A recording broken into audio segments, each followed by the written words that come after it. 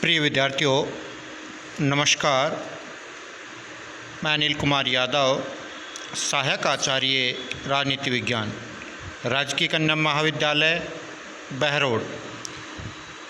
विद्यार्थियों, YouTube channel के इस वीडियो में आपका हार्दिक स्वागत और अभिनंदन। विद्यार्थियों, पिछले वीडियो में हमने राज्यपाल की शक्तियों के बारे में आपसे चर्चा की थी। आज के इस वीडियो में हम इसी कड़ी में आगे बढ़ते हुए राज्य शासन व्यवस्था में राज्य विधानमंडल का अध्ययन करेंगे। सबसे पहले हम यहाँ देखेंगे कि राज्य विधानमंडल क्या होता है। विद्यार्थियों, जिस तरह केंद्र में केंद्रीय व्यवस्थापिका होती है, इसी तरह राज्यों में भी राज्य व्यवस्थापिकाएँ होती हैं। चूँकि भारत में ब्रिटेन के समान संसदीय शासन प्रणाली को अपनाया गया है, इसलिए केंद्रीय स्तर पर जो व्यवस्थापिका है उसका नाम संसद रखा गया है। और इसी तरह जो राज्यों में जो व्यवस्थापिकाएँ हैं उसका नाम राज्य विधानमंडल रखा गया है। चूँकि केंद्रीय व्यवस्थापिका में जो व्यवस्थापिका है वो द्विसदनात्मक है, परंतु सभी राज्यों में जो राज्य विधानमंडल है वो द्विसदनात्मक नहीं है। कुछ एक राज्य ऐसे हैं जहाँ पर द्विसदनात्मक विधानमंडल की स्थापना की गई है। अब हम बात करते हैं कि राज्य विधानमंडल किन से बनता है। तो विद्यार्थियों, जिन राज्यों में एक सदनीय विधानमंडल है वहाँ पर विधानमंडल का जो गठन है वो राज्यपाल और राज्य विधानसभा से मिलकर बनता है, जबकि जिन राज्यों में द्विसदनात्मक विधानमंडल हैं वहाँ पर विधानमंडल का गठन राज्यपाल, विधानसभा और विधान परिषद से मिलकर बना होता है। तो इसी संदर्भ में हम विधानमंडल की जो व्यवस्था दे रखी है भारत में, राज्य विधानमंडल राज्यपाल तथा विधानसभा से मिलकर बनता है। यहाँ बिंदु देखो कि राज्य विधानमंडल राज्यपाल तथा विधानसभा से मिलकर बनता है। कहाँ पर? जहाँ पर एक सदनीय विधानमंडल है। भारत के ज़्यादातर राज्यों में एक सदनीय विधानमंडल की व्यवस्था की गई है।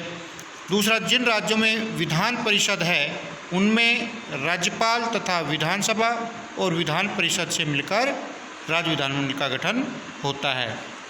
भारत में वर्तमान में 6 ऐसे राज्य हैं जहां विधानमंडल द्विसदनीय हैं, अर्थात जहां विधानसभा तथा विधान परिषद दोनों हैं। तो वहां पर विधानमंडल का गठन राज्यपाल तथा विधानसभा और विधान परिषद से मिलकर होता है। अब विद्यार्थियों, हम चर्चा करेंगे कि किन किन राज्यों में द्विसदनीय विधानमंडल की व्यवस्था की गई है। विद्यार्थियों, अभी से कुछ दिनों पूर्व तक 7 राज्यों में विधान परिषद का प्रावधान किया गया था, परंतु हाल ही में जम्मू कश्मीर राज्य को राज्य का दर्जा समाप्त कर उसे केंद्र प्रशासित प्रदेश घोषित कर दिया और वर्तमान में केवल 6 राज्यों के अंतर्गत ही विधान परिषद की व्यवस्था की गई है। उन 6 राज्यों में नंबर 1 पर आता है उत्तर प्रदेश, बिहार, महाराष्ट्र, कर्नाटक, आंध्र प्रदेश और तेलंगाना। तो इन 6 राज्यों में वर्तमान में द्विसदनात्मक विधानमंडल है, अर्थात द्वितीय जो सदन राज्य विधान परिषद है उसकी व्यवस्था दी गई है। हालांकि कई राज्यों में जब विधान परिषद को शुरू किया गया तो उसको बाद में समाप्त कर दिया गया, फिर पुनः स्थापित कर दिया गया।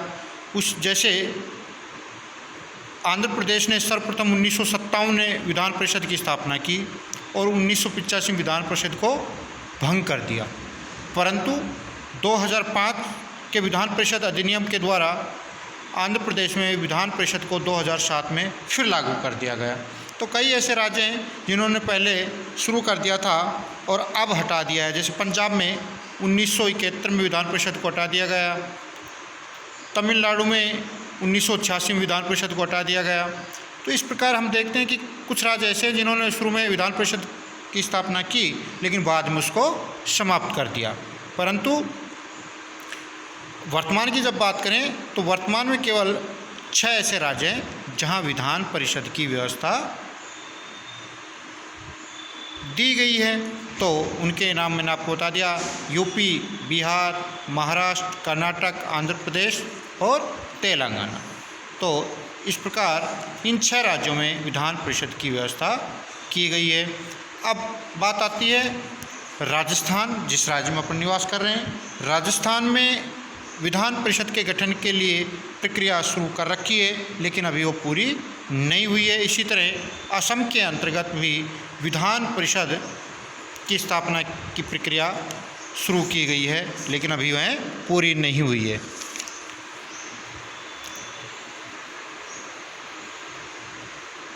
अब बात करते हैं विद्यार्थियों हम विधान परिषद का सृजन। किसी राज्य के द्वारा विधान परिषद का सृजन या गठन कैसे किया जा सकता है, तो इसके संदर्भ में हम देखें विधान परिषद के सृजन की शक्ति किसे दी गई है। विधान परिषद के सृजन की शक्ति भारतीय संविधान के अंतर्गत संविधान के अनुच्छेद 169 के तहत संसद को दी गई है।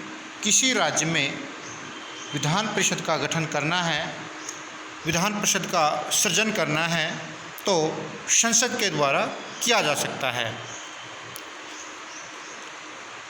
लेकिन संसद विधान परिषद का सृजन किसी राज्य में कैसे कर सकता है, इसके लिए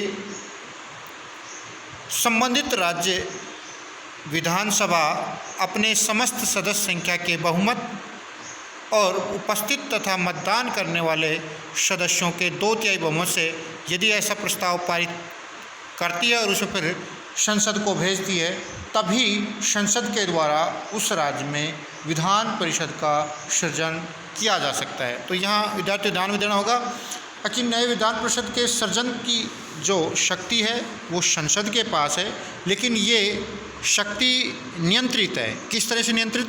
जब तक राज्य विधानसभा इस तरह का कोई प्रस्ताव अपने बहुमत और उपस्थित तथा मतदान करने वाले सदस्यों के 2/3 बहुमत से पारित करके संसद के पास नहीं भेजे, तब तक संसद उस राज्य में विधान परिषद का गठन नहीं कर सकती, उस विधान परिषद का सृजन नहीं कर सकती। तो यहाँ स्पष्ट है कि विधान परिषद का सृजन की शक्ति संसद को दी गई है, लेकिन संसद की यह शक्ति राज्य विधानसभा के द्वारा पारित प्रस्ताव पर निर्भर करती है। यदि राज्य विधानसभा अपने कुल बहुमत और उपस्थित और मतदान में भाग लेने वाले सदस्यों के 2/3 बहुमत से प्रस्ताव पारित करके जब तक संसद को नहीं भेज देती, तब तक संसद विधान परिषद का सृजन नहीं कर सकता। तो ये बात आ गई आपकी विद्यार्थियों विधान परिषद का सृजन। अब आपसे कई बार परीक्षा में पूछ लिया जाता है कि संसद को विधान परिषद के सृजन की शक्ति भारतीय संविधान के किस अनुच्छेद के तहत दी गई है। तो इसके संदर्भ में विद्यार्थियों अपन देखें तो स्पष्ट है कि भारतीय संविधान के अनुच्छेद 169 के अंतर्गत संसद को यह शक्ति दी गई है।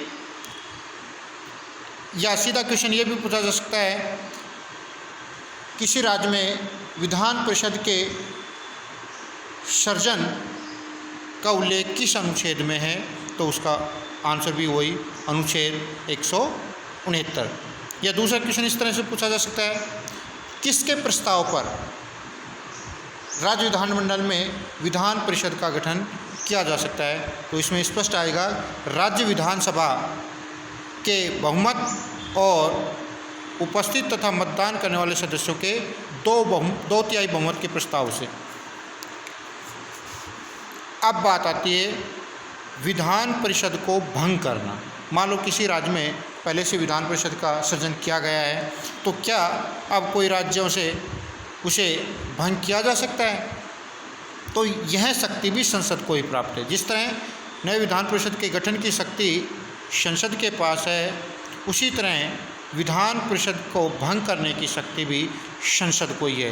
परंतु वही शर्त यहाँ पर लागू होती है, संसद को यह शक्ति प्राप्त तो है, कि वह किसी राज्य की विधान परिषद को भंग कर सकता है, परंतु संसद यह तभी कर सकती है जब संबंधित राज्य विधानसभा ने अपने समस्त सदस्य संख्या के बहुमत और उपस्थित और मतदान में भाग लेने वाले सदस्यों के 2/3 बहुमत से प्रस्ताव पारित करके संसद के पास भेजा जाए। तो विद्यार्थी यहाँ पर अपन ने नए विधान परिषद के सृजन और विधान परिषद के भंग करने के बारे में जो चर्चा की, उसमें स्पष्ट हमने देखा कि दोनों ही मामलों में यह शक्ति संसद को प्राप्त है, परंतु संसद की शक्ति पर राज्य विधानसभा का नियंत्रण रहता है। जब तक राज्य विधानसभा इस तरह के प्रस्ताव पारित करके संसद के पास नहीं भेजती, तब तक नए विधान परिषद का ना तो सृजन हो सकता, नहीं पूर्व में सर्जित विधान परिषद को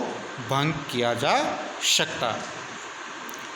अब विद्यार्थियों, बात आती है कि विधान परिषद के सदस्यों का निर्वाचन का तरीका क्या है, किस तरीके से विधान परिषद के सदस्यों का निर्वाचन किया जाता है।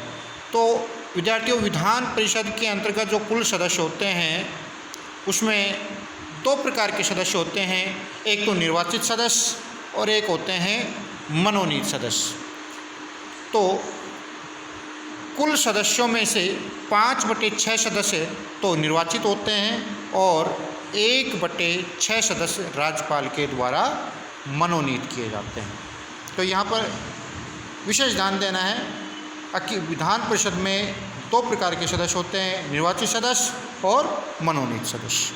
निर्वाचित सदस्यों की संख्या कुल सदस्य संख्या का 5/6 और मनोनीत सदस्य कुल सदस्य संख्या का 1/6। तो अब बात करते हैं हम निर्वाचित सदस्यों की। अब जो निर्वाचित होने वाले जो सदस्यों का चुनाव किस प्रकार से किया जाता है, तो इसको 4 बिंदुओं में हम देखेंगे विद्यार्थियों, कितने सदस्यों को कौन निर्वाचित करता है, कितने को कौन करता है।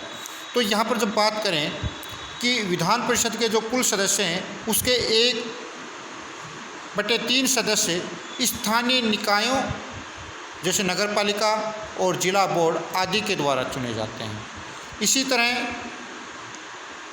निर्वाचित सदस्यों में से 1/12 सदस्यों को राज्य में रह रहे 3 वर्षों से स्नातक जो लोग हैं, जिन्होंने BA कर रखा है, उन लोगों के द्वारा निर्वाचित किया जाता है,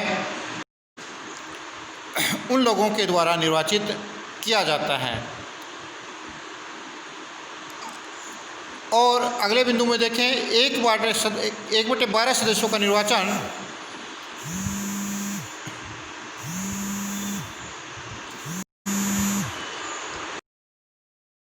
सदस्यों का निर्वाचन 3 वर्ष से अध्यापन करा रहे लोग चुनते हैं, लेकिन ये अध्यापक माध्यमिक स्कूलों से कम के नहीं होने चाहिए।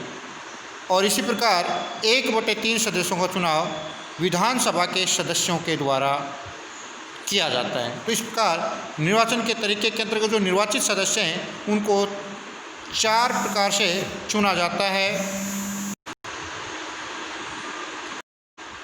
जिसके अंतर्गत हमने आपको बताया कि 1/3 सदस्य स्थानीय निकायों के नगरपालिका, जिला बोर्ड आदि के द्वारा, 1/12 सदस्यों को राज्य में रह रहे 3 वर्षों से स्नातक निर्वाचित करते हैं और 1/12 सदस्यों का निर्वाचन 3 वर्ष से अध्यापन करा रहे लोग चुनते हैं, लेकिन ये अध्यापक माध्यमिक स्तर से कम नहीं होने चाहिए।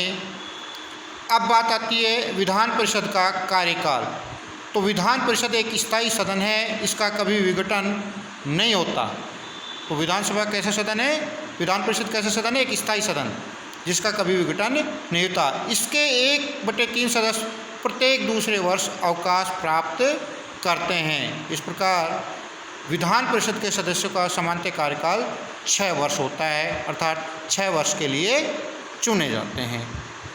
तो इस प्रकार विद्यार्थियों हमने देखा विधान परिषद का कार्यकाल, विधान परिषद के गठन, विधान परिषद के सृजन और विधान परिषद के सदस्यों के निर्वाचन का तरीका। धन्यवाद विद्यार्थी।